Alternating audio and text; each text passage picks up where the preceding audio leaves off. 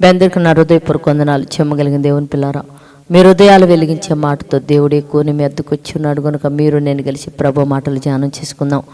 రాత్రి కాలం నుంచి మిమ్మల్ని, మీ కుటుంబాన్ని, మమ్మల్ని, సంఘాన్ని, భూమి మీద ఉన్న ప్రతి ఒక్కరిని జ్ఞాపకం చేసుకొని ఊపిరిని జీవానికి కృప చూపిన దేవునికి మన ప్రభు అయిన యేసుక్రీస్తు వారి నామములో వందనాలు తెలియచేసుకుంటూ, ఈ దినం ఏ మాటలు చేస్తే దేవుడు మన హృదయాలు వెలిగించాలనుకుంటున్నాడు వాటిని ఒకసారి మనం ధ్యానం చేసుకోగలిగితే దేవుని పిల్లారా, మరి కీర్తన గ్రంథం 119వ అధ్యాయము 6వ వచనంలో ఒక మాట రాయబడింది. దేవుని పిల్లారా, నీ ఆజ్ఞలను నేను లక్ష్యము చేయనప్పుడు నాకు అవమానము కలుగ నేరదు. అంటే దేవుడు ఆజ్ఞలంట మనం లక్ష్యం చేస్తేనంట లోకంలో ఏ అవమానం మనకు ఉండదంట. దేవుని పిల్లారా, ఎందుకు మరి దేవుని ఆజ్ఞలు లక్ష్యం చేస్తే ఎందుకు అవమానం మనకు ఉండదంటే, దేవుని పిల్లారా, మన చూపు, ఆలోచన, ప్రవర్తన, మనం చేసే పనులన్నీ కూడా అన్నీ మంచిగా ఉంటాయి కనుక బంధువుల్లో కానీ చుట్టుపక్కల వారి ఎడల కానీ మనకి ఎలాంటి అవమానం అనేది ఉండదు. దేవుని పిల్లారా,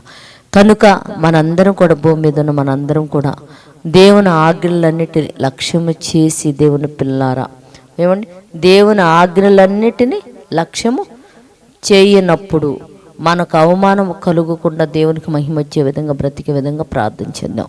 పరిశుద్ధుడా, చేయగలిగిన మా పరలోకపు తండ్రి, నీవిచ్చిన ఆజ్ఞలన్నీ మేము లక్ష్యము చేసినైనా ఏ అవమానము కలుగకుండా నీకు మహిమ తెచ్చే బిడ్డలుగా మేమందరం బ్రతుకున్నట్లు సహాయం చేయమని మా రక్షకుడు నీ కుమారుడు యేసు పరిశుద్ధ నామములో ప్రార్థన అడుగుతున్నాం తండ్రి. ఆమెన్.